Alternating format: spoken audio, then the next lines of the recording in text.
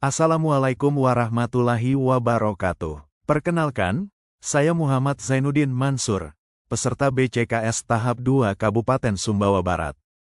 Pada kesempatan ini, saya akan memaparkan analisis kasus menggunakan 9 langkah pengambilan keputusan. Presentasi ini berjudul Analisis Kasus Pengambilan Keputusan Berdasarkan 9 Langkah Etika.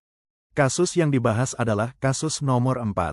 Kasus 4, bagian 1, kasus dimulai ketika Rara, yang bertugas sebagai petugas piket kebersihan kelas di perpustakaan sekolah, menemukan sebuah dompet berisi uang di bawah kursi. Tanpa berpikir panjang, ia mengambil dompet tersebut dan memasukkannya ke dalam tas, menganggapnya sebagai rezeki nomplok karena tidak ada orang lain yang melihat. Kasus 4, bagian 2. Masalah muncul ketika Tari mengetahui bahwa dompet itu adalah milik Nina.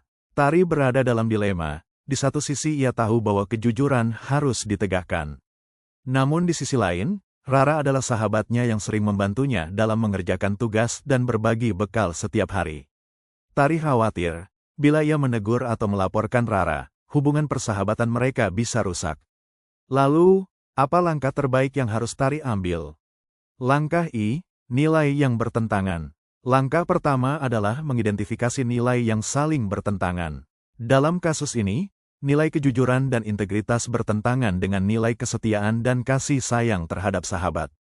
Tari harus memilih antara mempertahankan hubungan pertemanan, atau menegakkan kejujuran untuk mengembalikan dompet kepada pemiliknya. Langkah 2, pihak yang terlibat. Langkah kedua adalah mengidentifikasi siapa saja yang terlibat.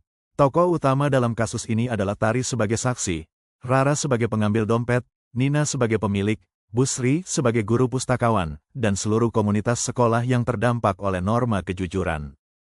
Langkah 3, fakta relevan. Langkah ketiga adalah mengumpulkan fakta. Fakta utama adalah, Rara menemukan dompet dan menyimpannya secara diam-diam, hanya Tari yang melihat. Busri telah mengumumkan adanya dompet yang hilang. Tidak ada CCTV atau bukti lain, dan hubungan Tari dan Rara sangat dekat. Langkah 4, uji benar atau salah. Langkah keempat adalah pengujian benar atau salah. Secara etika, mengambil barang yang bukan milik sendiri adalah perbuatan salah. Sementara melaporkan temuan dompet merupakan tindakan benar sesuai nilai moral, aturan sekolah, dan Pancasila. Tidak ada pembenaran untuk menganggap dompet itu sebagai rezeki nomplok. Langkah V, paradigma benar lawan benar. Langkah kelima adalah mengidentifikasi paradigma benar lawan benar. Di satu sisi, kejujuran adalah nilai universal yang wajib dijunjung. Di sisi lain, menjaga hubungan persahabatan juga merupakan nilai positif. Inilah dilema moral yang sesungguhnya. Langkah V, prinsip resolusi. Langkah keenam adalah memilih prinsip resolusi. Prinsip yang digunakan di sini adalah perpaduan antara rasa peduli dan prinsip keadilan. Artinya, kita tetap memiliki empati kepada Rara sebagai sahabat, tetapi tetap menegakkan keadilan demi hak Nina sebagai pemilik dompet. Langkah 7, opsi kreatif. Langkah ketujuh adalah mencari opsi kreatif. Tari dapat menegur Rara secara pribadi dan mendorongnya untuk mengembalikan dompet secara diam-diam melalui Busri. Bisa juga dilakukan mediasi atau diskusi kelas tentang nilai kejujuran tanpa menyebut nama. Dengan cara ini, keadilan ditegakkan tanpa merusak hubungan pertemanan.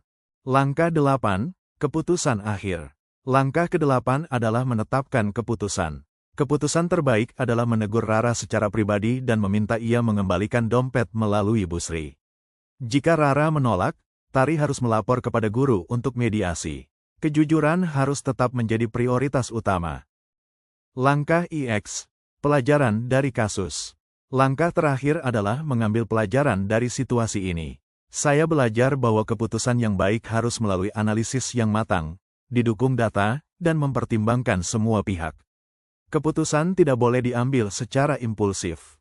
Melibatkan berbagai perspektif, refleksi diri, dan komunikasi terbuka sangat penting agar keputusan menghasilkan dampak positif. Kesimpulannya, kualitas pengambilan keputusan sangat ditentukan oleh ketepatan analisis, kolaborasi, dan keberanian menempatkan nilai moral sebagai prioritas. Kejujuran harus menjadi fondasi setiap tindakan di lingkungan sekolah. Dengan proses pengambilan keputusan yang sistematis seperti ini, kita dapat membangun budaya sekolah yang berintegritas dan terpercaya. Demikian pemaparan saya. Terima kasih atas perhatian Bapak dan Ibu. Wassalamualaikum warahmatullahi wabarakatuh.